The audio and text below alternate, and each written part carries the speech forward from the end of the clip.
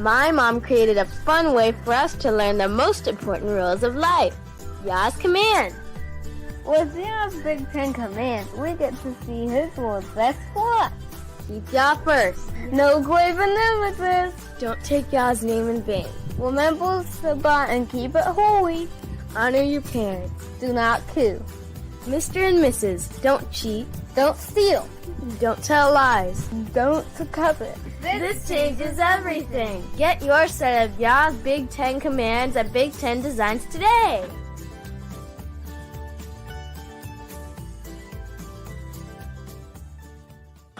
This is exactly what this place is all about. This is Babylon.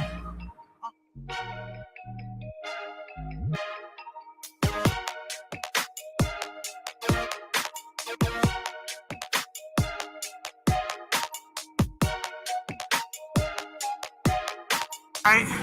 I mean, if this don't remind you of the golden calf that the Israelites made in the wilderness unto the false deities of Egypt. Roman European conquestors. You got an eagle over here on the left. See that eagle right there on the left? Okay. And look at the top, guys. This place is full of idols. Like crazy full of idols. This is Babylon. Here's the deal. The Bible's talking about you. It's talking about you. We are the children of Israel. How do you feel about that? That everything has been taken from you? Your identity, culture, language, land. No, but I insist that you actually know something about yourself, right? Because at the end of the day, everybody else knows about you. Everybody else knows about us.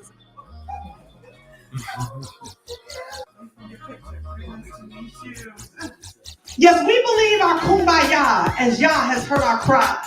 Now, standing here right in this room, we all can testify. Kwam Yasharel, that life in you brings hope and joy again. The slave trade couldn't break us when Yah said, live again. Let's go.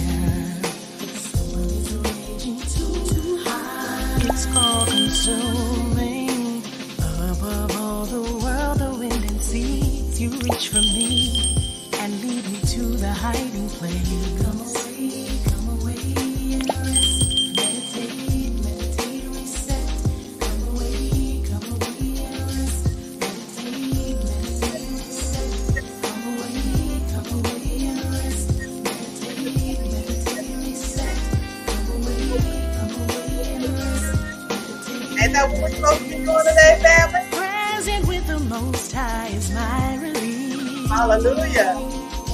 Showing your strength is perfect even when I'm weak. Damn on. Your word sustains me. I can suffer alone. Nothing can change me or take away my love of you. All praises to the Most High. To the future. All praises to the Most High. This is our rest day. And I hope that this day has been restful for each and every one of you. I praise Yah for life, health, and strength. And I'm so glad to have y'all here tonight. Come away, and rest. That's what I'm talking about, y'all. We got to come away and rest in the Most High. You see, resting in Yah is so much more than just laying in the bed all day, which I enjoy doing. I enjoy doing that. But it's about having that inward peace that surpasses all understanding. Casting all your cares. Leaving your burdens there. Okay? That's what I'm talking about, y'all. All praises to Yah. Now listen, family, we are going to have a beautiful discussion tonight. And I'm so glad for this brother who is just such a humble brother who will be joining us. I've known him for a couple of years now, and I'm so glad to get him on the channel and have this conversation tonight. Before I do, I want to just encourage those of you who are not members, who are not patrons, sign up so that you can get an opportunity to catch the work that Yah allowed me to do in New York, ministering not just at the conference, but in the city. And I praise Yah for that, because we got to be light and salt wherever we are. So definitely sign up for members and patrons. Show your love with monthly support. I want to thank those of you who continue to support monthly, and those of you who support period, and you can do so, as always, through CashApp, PayPal, Superchat, Supersticker, Super Thanks.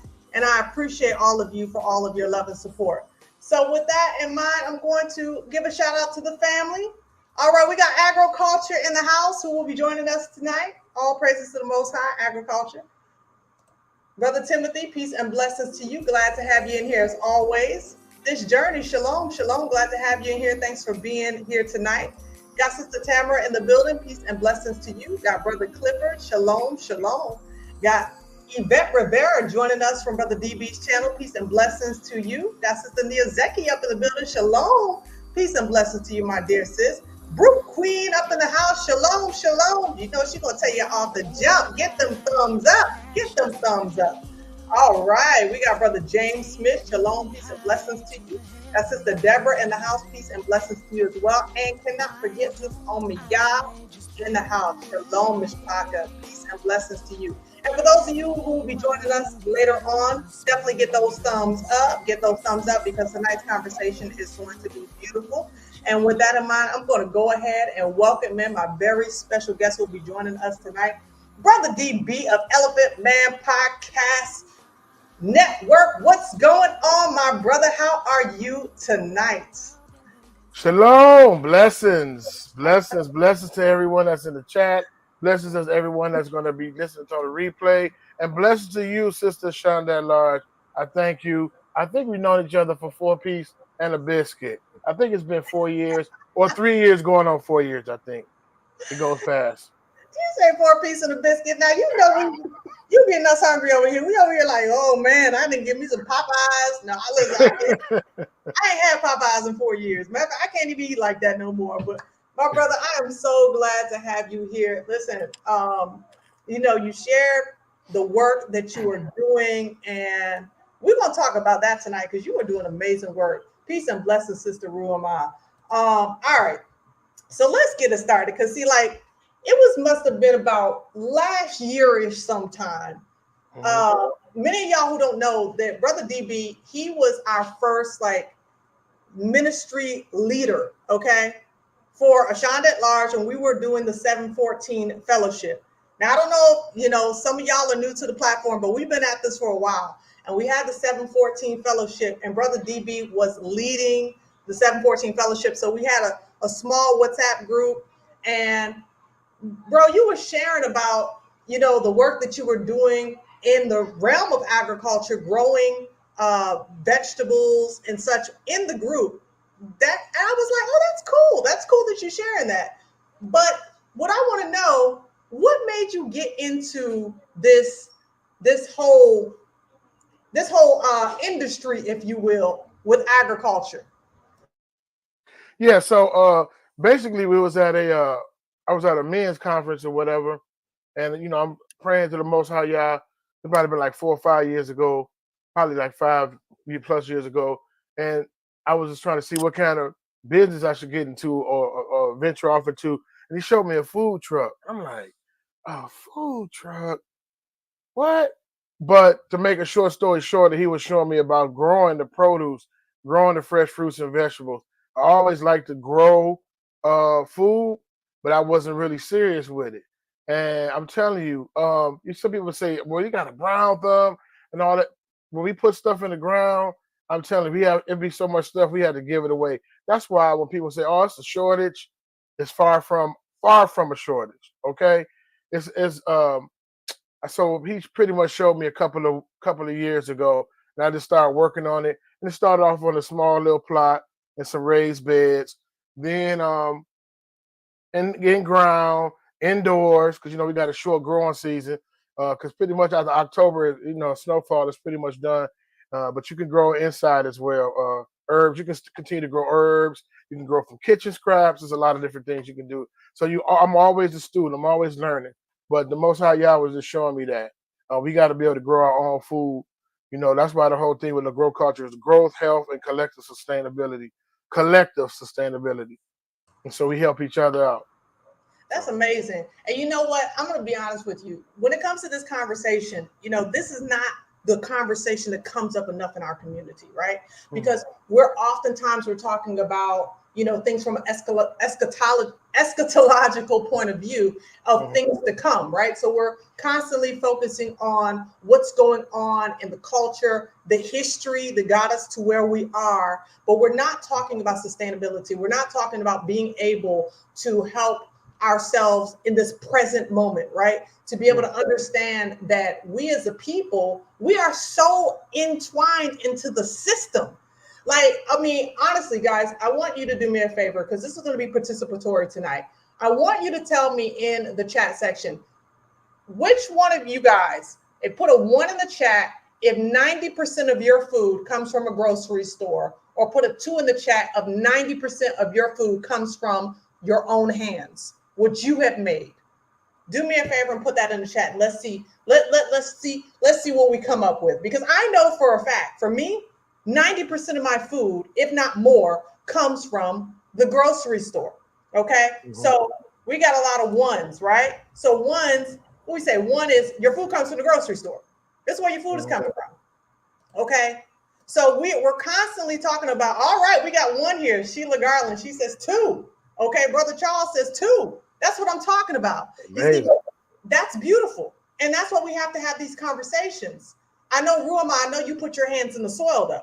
I know you put your hands in the soil, and see, that's beautiful, because what happens is that most of us, we're talking about the GMOs. We're talking about all of the poisons and toxins that are put into our food in the grocery stores. Yet the truth is we don't really know how to grow our own food. Now, do we, Brother DB? Tell me about that. Yeah, absolutely. So we at the mercy of the oppressor when we don't know how to grow our own fresh fruits and vegetables. Like I was mentioning before we went on too, it's like a negative connotation when it comes to growing because of the hardship. I'll be honest, because of the hardship of slavery, right? Working for 12 hours with no pay, right? Getting treated real bad out in the sun, you know what I mean? So we think about growing. We sometimes subconsciously link slavery and be like, I don't want nothing to do with it. And then even after the Reconstruction era and stuff like that, we had a lot of our people had land and stuff, but there was so much terror and so much. And I hate we went going to this path, but this is part of the history. So much terror and the black codes and stuff. So it's like, yo, we got to get away from here. So we sold our land and moved up north to the Detroits, to the Chicago, to the Philadelphias, and left our land. But that land is gold. You need your land. You know what I mean? You pass it down to generation to generation. So it's pretty much a lost art. We're just trying to pick it back up. You know what I mean? But we can do it if we work together. We can grow our own food. Yeah, and what you're saying is so important for us to understand, because this is trauma related. This is really trauma related, right? So we were just talking in the back about how we as Israelites, we're actually an agricultural people, right? Like our hands of our ancestors have been in the soil well before slavery. Like all throughout scripture, we read and we see that the Most High Yahusha, he used agricultural terms and terminology in telling of parables so that the people would understand what he was saying, because of the fact that we as a people are agriculture. He talked about reaping and sowing, okay? Season, time harvest, right? So talked about the wheat and the tares, that there's a difference, even though they grow up looking like each other initially. Once they grow up, there's a distinction there. So I think that we've become so lost to our actual roots because of that trauma. Yes. Now the question is though, even though we have been lost to it, how do we get it back? We're still in the lands of our captivity. We're still dispersed to the four corners. You said that the Most High spoke to you that you need to get your hands in the soil. But for those of us who don't really know what that means, what that looks like, take us through that process. So I think that you should always start small. You should start with a crop that is easy to grow. Peas is not that hard to grow. Certain beans, tomato is not really difficult. Herbs, basils and the lavenders and different things that you can grow in your windowsill at home. So I would say start off with a small crop, and once you see success from it, then build off of it, right? And then grow something that you like. Because some crops are cultural, right? So if we don't understand it, then or we don't use it, then why grow it? Stuff that we use, what green tomatoes, sweet potatoes, collard greens, mustard greens. We like okra. So get into learning how to grow those different things, growing your own onions and stuff like that. But I would say start small. Start with a small pot, and then grow something small. When you get a success from it, it'll be like an avalanche. You want to grow and explore and grow more stuff. I think that's such a great place to start. Like start where the foods are that are easy to grow and also what you're going to enjoy eating.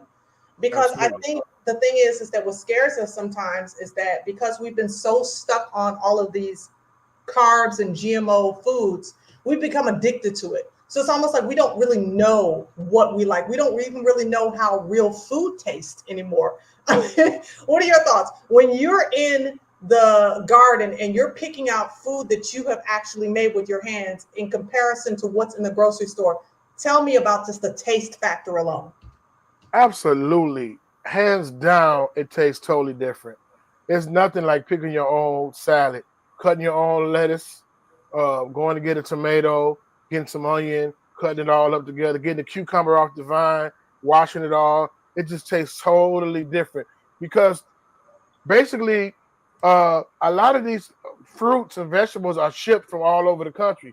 Well, once you pick it, it starts to deteriorate and die pretty much. So you got to pretty much eat that food. So they do different things to try to preserve the vegetable because I wanted to have a longer shelf life. But you got to always think about this: if the longer shelf life, the shorter your shelf life, because they put different things in there and different preservatives and different things and waxes and stuff on there to try to keep it have it a long shelf life because it's all about the dollar. So they don't want to grow something in California and then ship it to Wisconsin, and then by the time they get there, it's gone. So they do different things to try to preserve the shelf life. But when it's fresh and when it's local, it's better. It's better for you. It's more nutritional.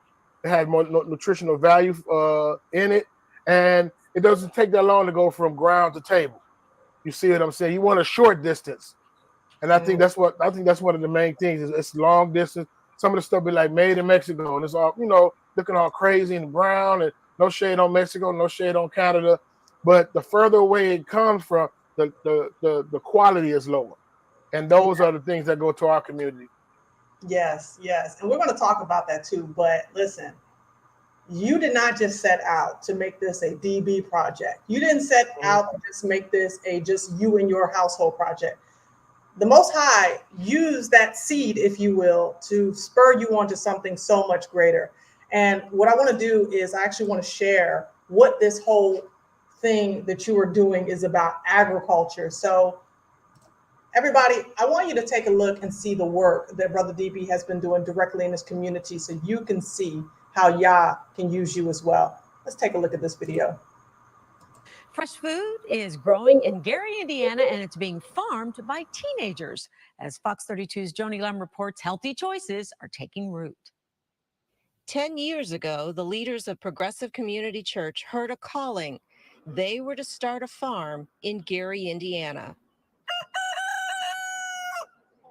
They stepped out on faith, hence Faith Farms, because it was literally a leap of faith that has now begun to manifest itself. Now, in their 9th growing season, the farm produces strawberries, mustard greens, chicken and duck eggs, goat's milk, and honey. Faith Farms boxes food for needy families and gives local youth life skills. I get how to grow my own food. I get some marketing skills because we do sell some of the fruit, and also I get experience. The young farmers take a 7-week classroom course in biology, agronomy, and ecology. And then the fun part, caring for the plants and animals. What's your favorite part of this work? My favorite part, working with the animals, especially the goats. They're really calming. They come up to you, they like to get petted. You just enjoy their company. Out the street.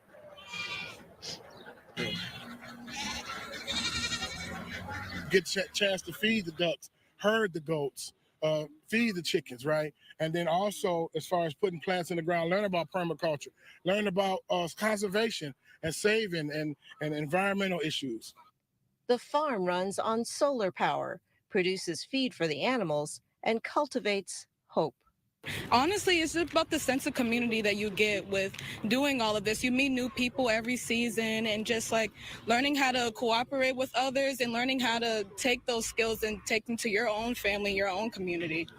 Gary's past was industrial. The future could be in agriculture. Along the time, Gary has been in ruins over time, and I feel like this is kind of like a comeback, a little comeback.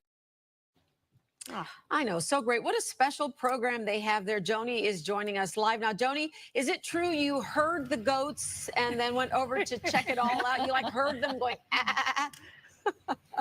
You cannot resist the goats. I was covering a fire that day, and when things quieted down, I could hear all these goats.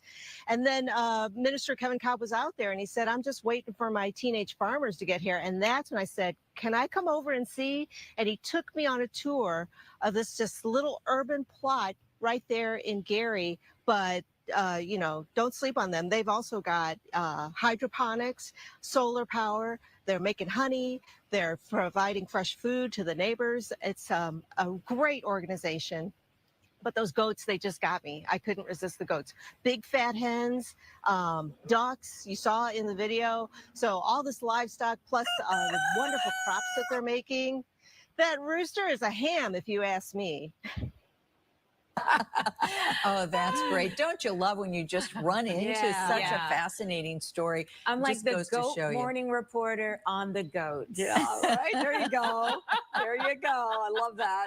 Yeah, that was fun. Thank you for sharing that. Yeah. All right, my bro. That was incredible. Listen, like Roman said, Brother DB is doing great things in his community. What an amazing witness for Yah. All glory says, praise TMH for all our harvest and our gardens. Okay, praise Yah for that. Real food. That's what it is beautiful. It is absolutely beautiful. The fact that you're impacting community that way. Now, you all might find that it's a fantastic thing to hear these roosters, but I hear them day in and day out. So I'm not so excited about that. But it was pretty cool seeing all those animals like that. Tell us how you got into agriculture.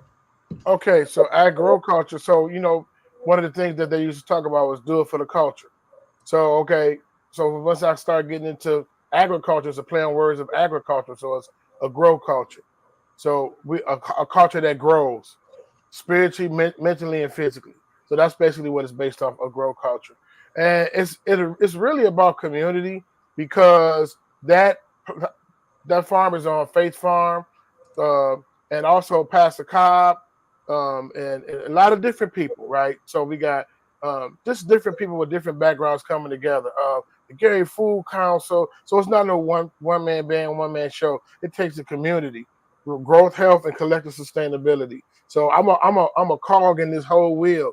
You know what I mean? And I'm gonna tell you, it's y'all's doing because the interns only come for certain times of the day.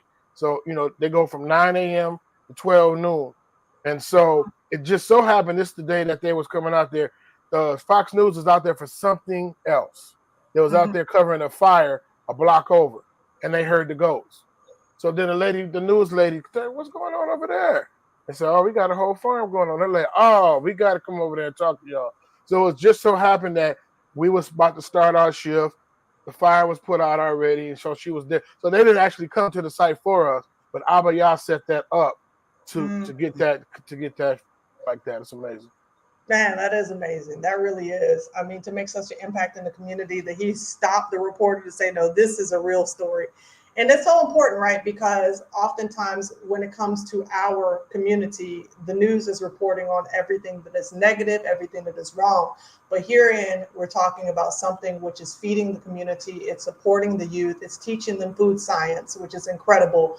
I mean, some of the terminology that's being used, like permaculture, I have no idea what you're talking about, but I want to know. See, because I want, just like many of us, to be able to understand what it means to actually get back to our historical, our ancestral roots and growing our own food. Now, see, I put my hands, like I was telling you in the back, I put my hands into the soil when I first came here to the VI. Before then, I understood from a headspace, from a head point of view, that getting the food in the store was not healthy. But it's until I put my hands into the soil, then I understood more. I understood why it was so important for us to understand growing our own food, the significance for our health, for our mental health, even, because to me, I feel like gardening also tends to lend to better mental health when you can garden, when you can grow your own food. Can you speak to that aspect? No, absolutely it does. Because we need vitamin D. Yes. And we always indoors, we on the devices to keep it honest. And we got these hoodies on, and we need that vitamin D for our mental health. We go through a lot as a people, and the earth is just like you said, connecting with the earth and touching the soil, and then the sun beating down. At first I thought, I said, man, the kids are not gonna like this. Man, they got out there, got the plan, and you know what I mean? And it's just like you hear the laughter, you hear the joy, of being a kid again, you know what I mean? And so put the devices to the side and come out here and do something, you know what I mean? And the ones who were scared of insects and scared of different things, by the time they got to the end of the program, they was embracing it with full arms. They was not scared anymore. So they overcome the fears. And it's not just youth too. So we're going to expand out to the elders too.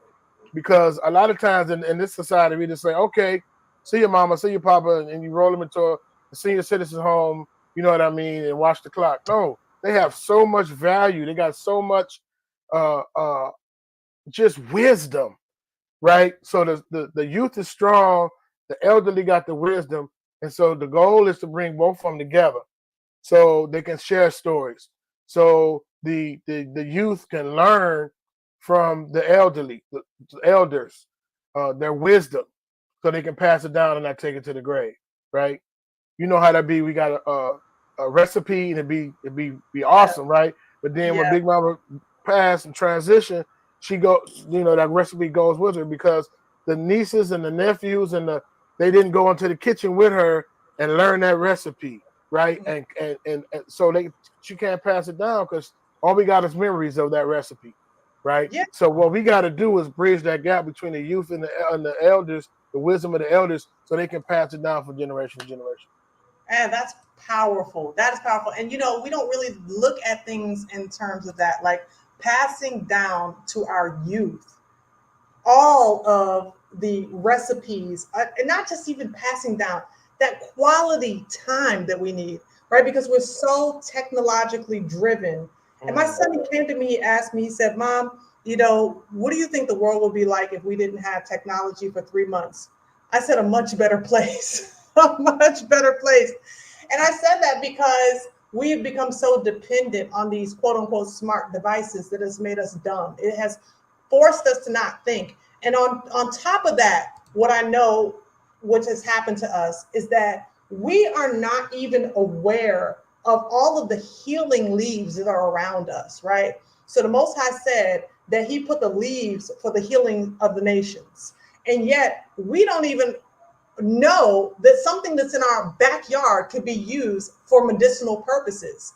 So for example, I was having a conversation with Big Red. Shout out to Big Red. Before I finish that conversation, what I want to do really quickly, I want to put this in the chat section because any of you all who might have questions for DB, I'm going to give you an opportunity to come on and ask him directly. I'm going to pin it in the chat really quickly. You're going to ask one at a time. You can ask questions if you have questions about agriculture. So I just went ahead and put that in there. But I was having a conversation with Brother Big Red, and I was telling him about something we have here in the islands and really in the South called cerasee. And so I was telling him about how cerasee really grows on like your gates. It's like a vine and it has almost like an orange fruit to it. And this orange fruit, that the old folks used to use that if you had skin issues. So if you had like chicken pox, or you had, you know, some type of measles, or just any type of skin infection, they would bathe their children in the fruit that came from this cerasee. And the leaves, the old folks used to drink it. It used to cure a lot of ailments. Now it's very, very bitter, and the more bitter, usually the healthier. But nevertheless, I was telling him about this, and he said, we used to have that right on our gate.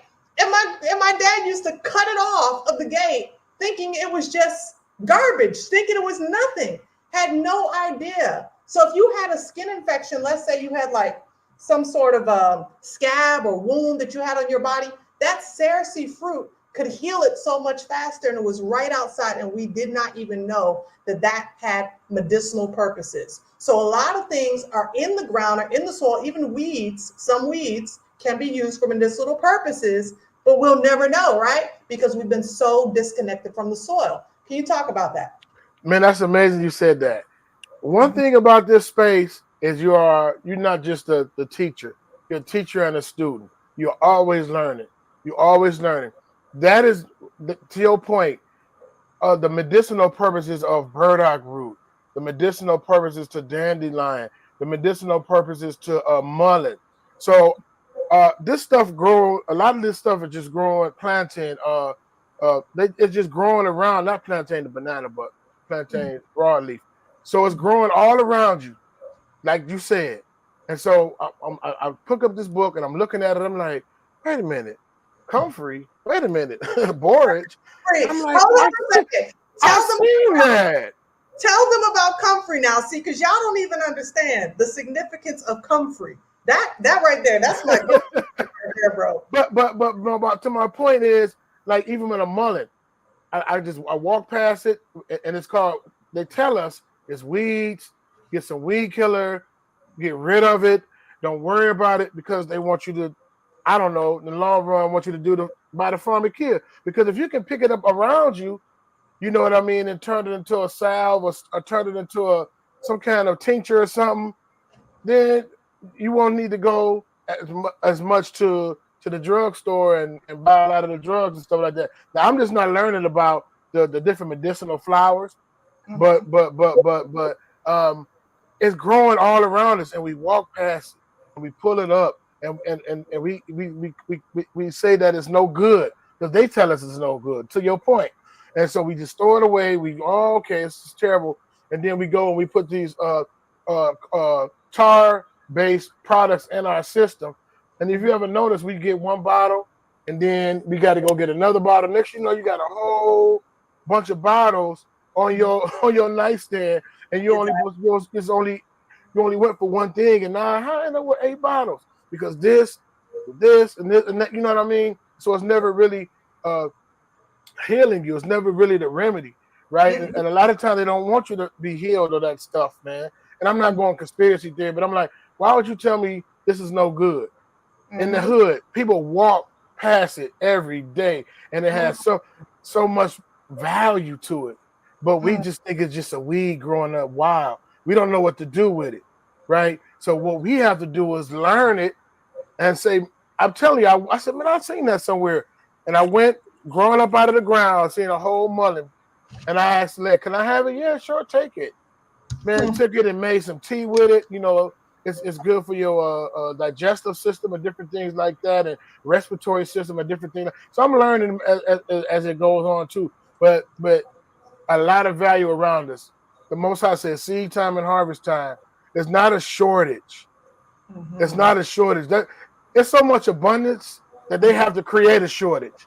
I'm gonna say that again. It's so much abundance that they have to create a shortage so it can be funneled to come to them. Wow. But y'all put it around us everywhere. It's growing freely. It's growing freely. We just got to know what it is. We got to educate ourselves on it, and we got to know how to do it. And they hate these kind of conversations. But it's growing. I'm just like, I walk past that every day and I disregard it. Exactly. And you are so right, because you know what? During the pandemic, that was like the height of my understanding just how much our people are so disconnected from the soil. So at my grandparents' house, we have a moringa tree. Now, the moringa tree is known as the tree of life because it has the capacity to, bush tea, right? Heal so many internal ailments. From asthma to inflammation of the bones. Of the inflammation of the body, to different cancers. It has the ability to fight the effects. Sour sap, another one of those, right? Yes. But it's right outside of my grandparents' house, and it grows. Let me tell you, this thing grows like wildfire. I watched my grandfather and my sons cut down the tree down to the stump. Do you hear me? They cut it down to the stump. And within 2 months, that tree grew back just as rapid as if it had never been cut down. Okay? You could use the leaves, you could use the seeds, you could use the flowers. So when we started getting those symptoms, my husband and I went out to the moringa tree. And we had learned about it from South Florida, a lady in South Florida who had spent some time in the VI. So she told us about it. So we already knew what we were looking at. And we grabbed those seeds that were so potent and just chewed them. They're a little bit bitter, not too bitter, but we chewed those things. And between that and black seed oil with raw honey, every time any of us started to get a sniffle, we were good, okay? There was no need for any pharmaceutical drugs because everything was right there. But we have moringa trees everywhere, okay? Wow. And what a lot of people don't realize is that these pharmaceutical companies, in order for them to get any type of DRUG, they have to extract it from the leaves that we are passing around every single day. They extract it from there, okay? And then they put chemicals in it so that they can then market it, because they cannot market, you can't market Yah's creation, right? So you have to then infuse it with all types of toxins and chemicals and put it in a powder and into a pill form and sell it back to the public. But it has started in the garden. It started in your backyard. That's where its roots are. Man, I got stories for days. Man, that's amazing. That's amazing. And I think too, and then when they are in control of it, they can charge you $600 a pill. And you know what I mean? Prescription is outrageous. And it's like, if you really care for us like you do, like you said, and want to give us free jabs and lottery tickets if we take our jabs and all that, then give us the medication fee. But that'll let you know what's something different going on. But they don't want you to, okay, come across it. I heard that sour sop for cancer. But if you cure it, then it's a multi-billion-dollar industry. See, and that's gonna cut some money out. You know what I mean? But to have somebody sit up in a children's hospital with cancer, to have I have relatives that died of cancer, different things like that, and it's like, you got the answer, and you're gonna let me suffer? It's just the wickedness of man and the greed for money. But if you solve the problem, then we can't get billions of dollars every October, and Susan B. Komen and wearing pink and all of that. You know what I mean? So it's a whole big thing. You don't really want the answer, the solution, the remedy, right? We just want to be medicated, put a Band-Aid on it until next, October or whatever. But it's crazy. But you know what? Brother Timothy made an excellent point here. You have to know how to use it. And I think that's a great point, because I do remember that I was speaking with a physician a couple years ago, and he was saying that what happens sometimes when people get involved in understanding how to use herbs and different, different plants for healing purposes, because they don't know how to use it. Maybe they overuse it or they underuse it, and it doesn't have the effect that it's supposed to have. So that's why us having the education is so important. And I love what you said. You said, I'm still learning. I'm just learning even about this medicinal. I am too.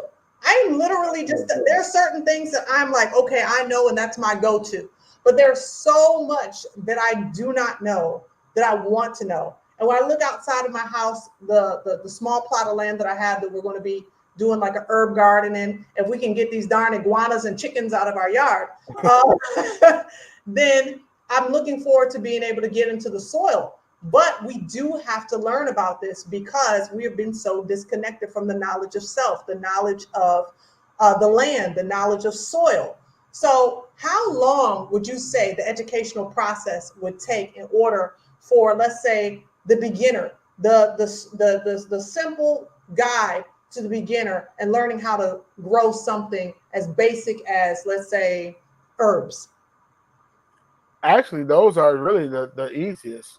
I would say start in the 3-gallon or the 2-gallon little pot in the windowsill. You know what I mean? Those are the easiest ones to grow. You'll start off with your parsley, your basil, your rosemary. Start off with those. Your mint, your different mints. Mint is really good for you. I'm drinking a mint tea right now. And even when you go to the store, it's just nothing but they just dry the flowers out and put them in a tea bag and sell it to us for $4 or $5 a box. You know what I mean? But knowing how to do these different things, I would say start off inside with a windowsill, right? You want a window that's facing east, window that's facing east possibly. And a lot of them, they need like 6 to 8 hours of sun. Some is partial shade. So it depends on what it is. But I would say start off with those herbs. There are a lot of different places got the seeds and stuff like that, non-GMO seeds and stuff like that. But a lot of places you can order them online. What was it? Gurney, Johnny Seed got some good seeds, organic seeds, and even the Menards and the different Lowe's and stuff got a decent quality of seed or seedling as well. So I would say start off with that, get some soil, and put it in a small pot and just watch it. Okay. Well, got a question for you, especially speaking about the soil. How do you go about improving your soil year after year? This is from Aperture Settings, Kaisha. Yeah. So it depends on what you grew in that soil. So some plants are heavy nitrogen. They take a lot of nitrogen, or they take a lot of potassium, or they take a lot of different things, different elements from the soil, magnesium and stuff like that. So it depends on what is in the what is pulled out. You got to basically put it back in. I know it's a long answer, but to all glory, it is compost. So we compost in the soil. So like potassium, like say if it's potassium, we need to get potassium back into the soil. We can chop up a banana peel. That goes back into the soil, right? We get calcium from eggshell. Let it dry out, grind it to powder, put that in there. So there's different things, bone meal, fish meal, feather meal. So it depends on what was taken out of the soil when you put it in there, because it's pulling the nutrients out of that soil. So you want to replenish that soil. That's why they do crop rotations too. You don't have the same, yes, eggshells, exactly. The greens, you can make green liquor, the parts of collard greens and let it sit in water. You can use that. So it's a lot of different ways how you can do that depending on what's put out.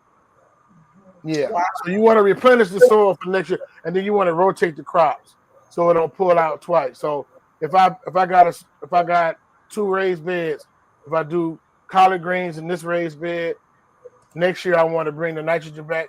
I might put beans, right?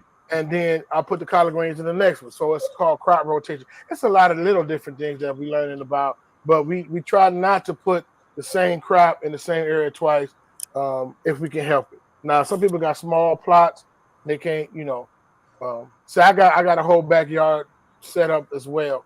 What you're seeing on that video was Faith Farm, right? They They took 2 old houses and they repurposed it and they destroyed, got rid of that, got the soil tested, brought some stuff in, put hoop houses. That's 10 years worth of work right there, what they had going on right there. And I remember when they had only 2 little garden beds out there. So, but I do want to get some adult classes and different things like that so we can be able to build a community and share the different knowledge, because there's a lot of knowledge that's in this chat. We learn from one another. There's no dumb question or anything like that. You know what I mean? We all on different levels of the spectrum. Even the fruit that you mentioned, I'm gonna go look that up. You know what I mean? So we always learning and we helping each other out. I love it. I love it. Let's take a look here again over at your site, agriculture.online. And this is in the description link so you all can check it out. These are several videos that have been feature what they have been doing, what they've been growing. I mean, just look over here at some of this. We might take a look again at one of those videos. I want to show you some of these pictures as well. Okay, these are the youth that are participating in this program. So we've got to pass this knowledge on to our young people, or they're going to be worse off than we are. I mean, we're already in a situation where we have them in the stores where they're practically saying that you're going to need your hand to pay for groceries. We know we're in that season. So we can't afford to just ignore this very important next step, which is us growing our food. We've been talking about it, hearing other people talk about it, but we have to actually do the work and the labor. Look at this. This is incredible. So we have this is yellow squash over here. Looks like I see okra, tomatoes, red peppers, and this is all grown from agriculture, from local. Yeah. Local. With the work that y'all been doing, this is what the children grew. Yes. Wow. Yeah, absolutely. So we started off with it was an internship. So we got some grants and stuff like that. And then we had started off with 25 internships, and we went from theory to practice. So we got the Junior Master Gardener curriculum, and we taught it for about 6 or 7 weeks. Then we had a graduation ceremony, and then they went from theory to practice, and they got paid to learn how to grow these fresh fruits and vegetables, $15 an hour. So they got a chance to get some money for school and, for the next school year and stuff like that. And then the second year we did 50 kids. This year we're trying to do 100 kids, but it's a little bit more challenging because we need more volunteers and chaperones and different people in place to get that to make sure that comes off. But they learn not just about growing vegetables, but they turn a golf cart into a farmer's market stand, and they learn how pick mint and honey and duck eggs and chicken eggs, and they go out to the marketplace and learn how to sell and negotiate, and so they learning that life skill as well. You know what I mean? And y'all got a whole WNBA star out there, huh? Yes, Bridget Pettis from East Chicago, Indiana. Yes, she came up. She's doing the work in Arizona, but she came home for the summer. And I was just like, wow, I know who you are. So we got a chance to chop it up, and she got a chance to share too. It was cool. That is incredible. And Lot Restoration Project, y'all are doing so much. And I love what you talked about, even being able to get a grant. Because what I want to do is, I know we know, to a degree of what's been going on when it comes to Black farmers. But let's take a look at this article really quickly, because this is so important to understand how disconnected we've become. And it has been by design. This is Black Farmers Facts, the history of discrimination against Black farmers and policy initiatives to remedy these inequities. Black farmers have long faced systemic discrimination by public and private institutions and barriers to economic mobility. Inequities in the administration of government farm programs and discrimination by the U.S. Department of Agriculture have had a devastating impact on rural communities of color. Today, the U.S. Department of Agriculture estimates that there are roughly 40,000 Black farmers in America, owning less than 1% of our nation's farmland, as compared to roughly 95% of farmland owned by their white counterparts. Do y'all hear that? Less than 1% is owned by us when we're the ones, our ancestors are the ones who did the majority of the farming during the time of chattel slavery. How it has reversed, right? Because it's all about land. So land dispossession and the unequal treatment of Black farmers have only widened the racial wealth gap and stymied intergenerational and community wealth building. They understand, they know that it's all about what's on the land. It's about what's on the land, because the land is where the money is. It's where everything is, everything that we need. And so they did a swap. They took everything from us, and 1% of us own farmland. What are your thoughts about that? Man, you're absolutely right. It's systemic. A lot of people say, man, it's not systemic, but it is. It's calculated. It's years and years of systematic racism and stuff like that. And so they got a lot of different groups out now. BIPOC, which stands for Black, Indigenous People of Color. And it's not just the so-called Black people, but it's like Native American people that got done wrong, a lot of different people, but they try to expand it to other people too. So, because they're making European women minority as well, just to keep the money funneled back into that. But it's systematic, you know. And so the whole thing about pull yourself up by your own bootstraps. Everybody needs some. We all need somebody. We all need some help. We all need government assistance. Well, not government assistance, but we need some kind of help, right? So to say, man, I did all this on my own, that's far from the truth. That's not true, right? And we don't know about redlining and different things like that. And they want us to have this taste in our mouth about, man, slavery, leaking having land to slavery and all of that. But it's different when you own your own land and you make a profit off of it. You can live comfortably off of it, $100,000, $200,000 a year if you do it right, and have different products from it. Make salsas, make jams, make canning. It's so many different things that you can do. Teach classes, and so you can make some decent money off of it. But they want you to stay out of that arena. You know what I mean? And even the way the USDA set up, you can go onto that page, and it just talks about restoring rural farmers, because we use language like rural and urban, but I'm glad in this one they said rural Black farmers. You know what I mean? That's different than rural. When they say rural, they talk about predominantly white farmers and stuff. So it's a lot of grants that we don't know about, right? Millions of dollars, thousands of dollars that we don't know about. So if we don't know about them, then we can't apply for them. If we can't apply for them, then we still got that one little linked over garden bed, and they stuff is beautiful tractors and everything. And I'm not hating, man, but it is what it is. So it's like, man, we need to be aware. We need to be educated on that. And then some grants was even set up for we call our area urban farming and disenfranchised people of color. So, but if we don't know about it, a lot of times they go get the grant, but then they'll do something in the community to help us out, and it's called data mining. I'm exposing it. So they take the data, and now they look like a hero for using it. But it's better to make us the fiscal agent of it if they really want to partner with us. It's better to make us the fiscal agent for the grant, and so we can do much more. So when they give you, I'm gonna give you $3,000 to do this project, but the grant is for $58,000, then it's a drop in the bucket compared to it. You know what I mean? What's going on with it? So it's kind of weird. And when I learned, I was like, wow, man, it's a lot that we don't know about. So we catching up, trying to understand the different things, right? And because a lot of it is for us. You know what I mean? Yes. Just the franchise, they use certain language, but they pretty much talking about us. You know what I mean? And so they directly give us the resources back if we know about them. Then you got to have a grant writer to go in and get it. You know what I mean? So it's a few things. Another way to raise funds is sponsorship. You might have local businesses and local partners that say, hey, we hiring this kid. He's going to work for 5 weeks, 6 weeks, and we need this much money so he can be able to make $15 an hour for the whole summer. You know what I mean? And so the businesses might sponsor a couple of the kids as well. But you always want to keep it small. Start off with 6 or 8 kids, get them funded, and then you can if you get some grants, you can make it go bigger. But put your shovel to the ground per se. When they see it, because a lot of people doing gift to gab out here.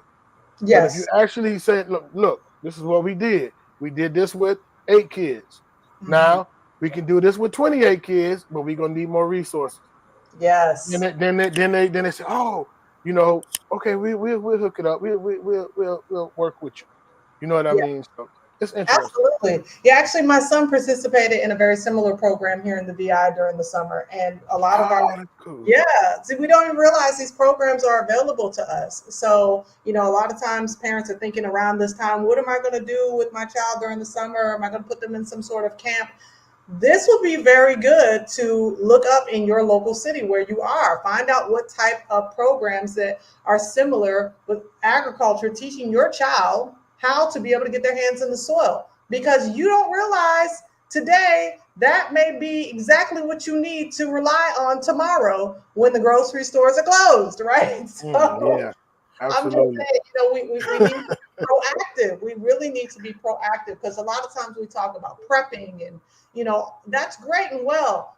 Prepping is important, but understand that if you don't know how to survive, and so many of us really don't outside of having electricity or internet, okay, if you don't know how to survive, what's going to happen when the proverbial ish hits the fan? Okay, we're going to be in a mess. So we have to do the homework. We have to do the work so that we can be in a position where our families are protected during times of crisis. So it's not just about putting food on your table, but remember that your gut health controls everything. Your gut is really your brain.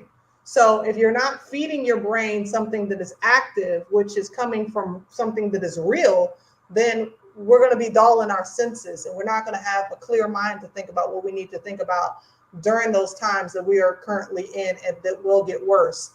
So Brother DB, what I want to do, because you spoke, I want to track back real quick to you said about these adult programs, because I do think that there are some people that are out here that, they really kind of would like to get to know how to do this, but they need a guide, they need a teacher. What are your thoughts about the timing of being able to host an adult class, maybe a master class or something that would help adults be able to understand how to get their hands in the soil and grow?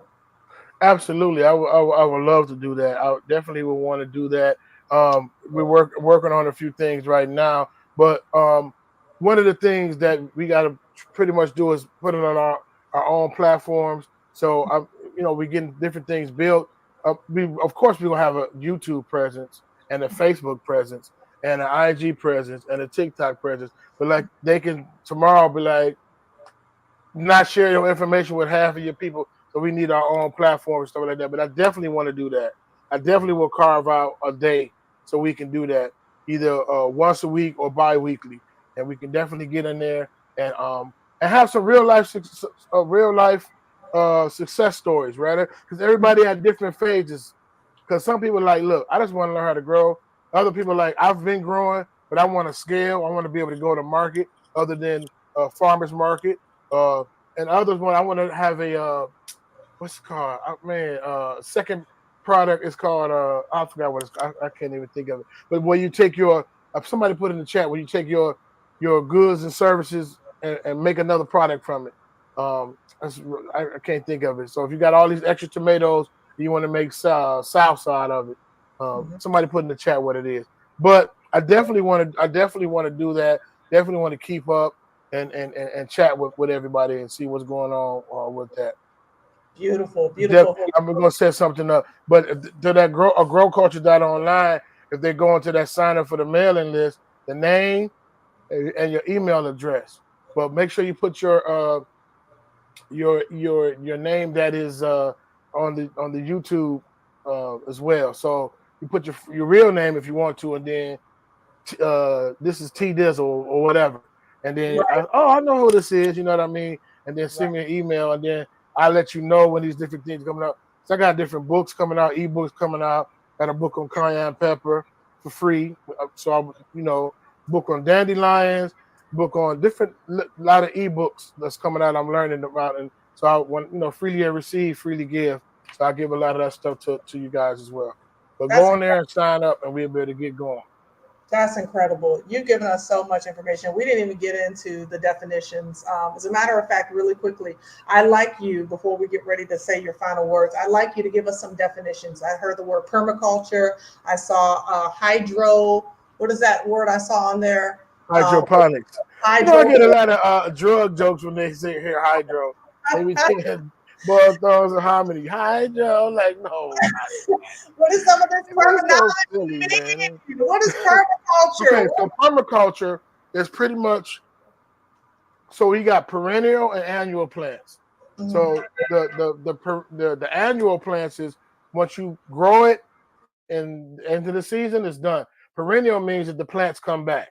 So basically, permaculture is basically planting ecosystem of perennial plants that comes back every year. Certain onions, certain asparagus, certain they work together, right? Some plants need shading, so you might plant those plants underneath elderberry bush or something. So it's about the plants working together in harmony and coming back every year. The perennial plants coming back every year and working together. So it's almost like a food forest. That's a good way to say it, a food forest. So once you plant these different things, they come back every year and they sustain. So that's what we're trying to work on right there, permaculture. So once you get them started, they can last for hundreds of years. Or, you know, at least 30 years, at least. You know what I'm saying? So, but that, and then hydroponics is growing without soil. So hydroponic is when the roots are in nutrient-rich solution, and it basically it just almost suspended in air, so that the roots touch the soil and it gets what it needs as far as what it would usually get from the ground. So it's hydroponic, and then so they got these bubblers in there to create the oxygen, and it's really, really cool. But hydroponic units, yeah, it's with water. Right, Tim Davis, definitely sign up. We definitely got to talk. But yeah, so it's about growing on the inside with water. That's amazing. Or you can grow on the outside too, but you know, be able to grow with water instead of soil. What are your thoughts about vegetable fruit cloning? See, my uncle is deeply into cloning because he says that it grows things faster, but I'm kind of feeling like that might, you know, be a little problematic when it comes to the actual like fruit itself being real versus being, I don't know, maybe I don't know, maybe I'm feeling a little funny with the word cloning in itself. What are your thoughts about that? Yeah, I don't really mess with it. I got to do more research on it. But like to your point, I freak out when I hear the word cloning or whatever. Or we grew these without a seed. It's like seedless this or that. Okay, well, but y'all said seed time, harvest time. How did you make this? Where did you make this at? You know what I mean? And so we should be able to take some of those seeds, and because you can be able to take a bell pepper, cut it up, take the seed from the bell pepper, put it in the ground, and be able to grow more bell pepper. That's the whole essence of it. You can't do that with every seed, but you can do that with a lot of the seeds. So, but if you have a seedless something, it's done once you consume it. Now you got to figure out where you got to go buy it again. You know what I mean? So I don't know about the cloning and stuff like that. You know, I'll be thinking about they had no doppelganger carrots and stuff. I'm just playing, but I don't do the clone Tyrone of the celeries, man. I just try to keep it. It don't have to be organic, but I don't know. I haven't done enough research on that, but I'm like, I don't really mess with it. A lot of people think that hydroponics is cheating the system, but it's not really. It's giving it the nutrients that it needs, you know, and it grows faster and it grows fresher too. And aquaponics is when it's fish involved, right? Yeah. And that's a whole nother different story. Yeah, trying to learn that. I want to learn the mushrooms. Some people don't like fungus and the mushrooms. I love the mushrooms. They grow really fast. Ooh, them reishi mushrooms and the different mushrooms. So we're trying to learn a lot of different things and pass it down.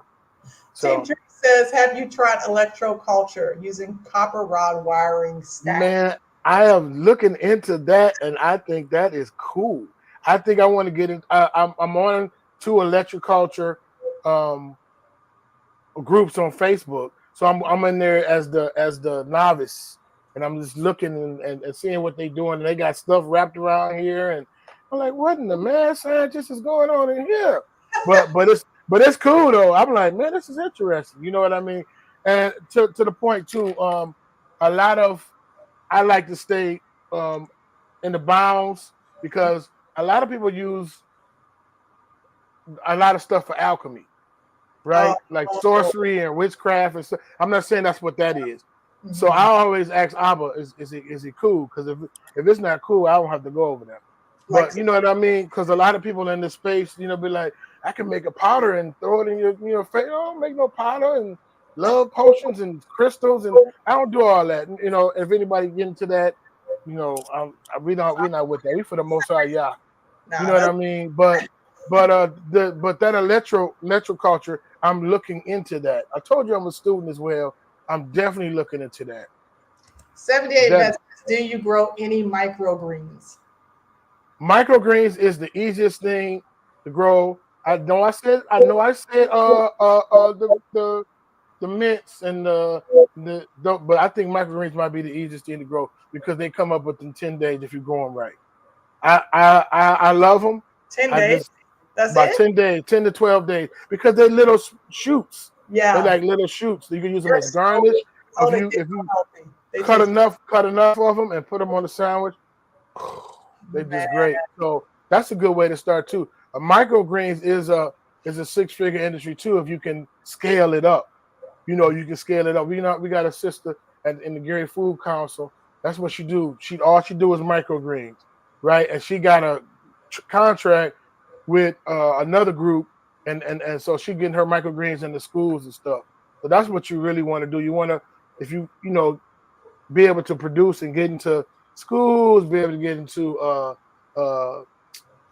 county markets, farmers markets, restaurants if you can. You know what I mean? Another guy, all he do is basil, because it's a restaurant called Little Italy. And they're like, look, we'll buy your basil. Just keep bringing us so many pounds per week. So all he do is crank out basil. So you find your niche and you can do that. Go with it. It's so funny that you said that, because like my husband is a private chef, and he had this like really huge catering job, and he couldn't just get his greens from the grocery store. So we found here that there was a guy who specializes in growing microgreens, and his greens were so fresh. And you're right. He's known on island. Like if you're a restaurant, you're, caterer, any type of thing like that, you go to him to get your best microgreens. So you're exactly right. Get your niche. It's not, you can be able to turn this into a side hustle if you know what you're doing. Lynn says, where can we find non-GMO seeds? Usually they'll say on the package too. So I don't know if Lynn, if you're in the States, you got the Menards, you got the Lowe's, you got the Home Depots, you got Johnny Seeds online. Like I get all of these. A lot of those. Matter of fact, that's what I'm gonna do. I'm gonna make sure we get, because they send you all of the seed companies will send you samples and their seed catalog, full color seed catalog for free. You know what I mean? So I'm gonna connect that to the website, and you'll be able to just, so pretty much Gurney, Johnny Seed is one of the most popular, right? And they got some other ones out there that's pretty good. But it'll say non-GMO on there. Okay. Yeah. It'll say non-GMO. Okay, that's good. That's good to know. Because I don't know that everything though that says non-GMO. I think sometimes it's marketing, right? Like sometimes you go to the store and it's like, GMOs, and I'm like, yeah, okay. So is that why you're charging $1 extra for it, right? Is it really GMO? Or organic, and then they add $3 more to it, like. Exactly. So we got to grow our own. This has been such a fantastic conversation, and you just sparking up a lot of thoughts in people's minds. And we have some green thumbs in the chat. Okay, we got some real hardcore to TMH, brother to Timothy out here just showing us their stuff. Listen, family, we got to do this as a community because there's so much to this. It's not just let me just grow my own food, but let's get community involvement. We can get grants. We can turn this into business. We can get healed versus going through the pharmaceutical companies for all of their exploitative drugs, pharmakeia, which scripture warns us about. There's so much to this subject. It is so deep. Brother DB, I really appreciate you coming on. I want to give you a chance to share some final thoughts. And of course, let everybody know where they can find you. And yeah, you continue to do what you're doing. It's powerful. Okay, I appreciate that. Thank you for sharing your platform, Sister Ashanda. Of course, sign up for Elephant Man Podcast Network. You can probably click on the link in the chat, and then you can know or find it on YouTube and Facebook. Also, a Grow Culture. We want to grow that page, so go and look up a Grow Culture and share, get on there too. And the growculture.online. Matter of fact, just go to a growculture.online, and when you scroll to the bottom, you got all of the Twitter, the Instagram, the Facebook, TikTok, and the Linktree, and the Facebook, and everything. So you go to Grow Culture Online, and go to the bottom of the page, and don't forget to sign up for the mailing list. When you sign up for the mailing list, then when we have free, right there, right in that area. Sign up for the mailing list or growculture.online, and when we have ebooks, when we have webinars, when we have drip courses, when we have different things like this. Like I taught the whole course on hydroponics for Purdue University and Indiana University. So that's going to be available again. Spoke at the Small Farms Conference in Purdue University. So these are the different things we making these different connections. And a lot of people, they love to share in that space. You know what I mean? A lot of farmers, and the definition of a farmer is you'll be able to sell $1,000 of produce or more on your plot. So you can't say, well, I'm in my backyard. I don't have a lot of space. You don't have to have acres, right? We're urban. So urban. Well, I'm in the urban setting. It's a suburbs, but it's still an urban setting, right? So it's not rural with all of these acres. So we can do things on small plots of land, right? And so it's just so much to it. But just go to that growculture.online, sign up for the mailing list, sign up for Elephant Man podcast, and that's it. That's pretty much it. It's just so much. It just, man, we can go down so. I mean, it's just so much, but that's why it's good to get your niche, find your niche, and we can look. We got a basil lady, we got a tomato person, we got an onion person, we got a collard greens person, and we got a medicinal herbs person, and we work together. That's right. I love this comment. I'm going to share it before we get ready to close out. It says, just rented an organic community garden plot in Columbia, Maryland. Soon after, I was told I couldn't have my garden at the side of my townhouse. Yah is right on time. And he really is. He is. That is amazing. Congratulations to you for being able to just rent out that space and grow your garden. And listen, family, we can do this. We don't have to be afraid of learning new things. It's important for us to learn new things in this time. I want to thank you so much, Brother DB, for coming on and educating us, and continue with the work that you're doing. If you have updates and you want to share, you're always welcome to come back on here and share all your updates, any master classes or anything that you're doing to grow the community so that we can be educated. And I will try my best to be in attendance because I need to do some digging in and some homework as well. Thank you again for coming on. And for those of you who are listening here today, thank you also for being here. I appreciate every time that you guys come out here and show your support. And, we all just love you and we appreciate you. Continue to lift us up in prayer. And as always, family, love yourselves without hating your enemies. And until next time, family, y'all bless and salam.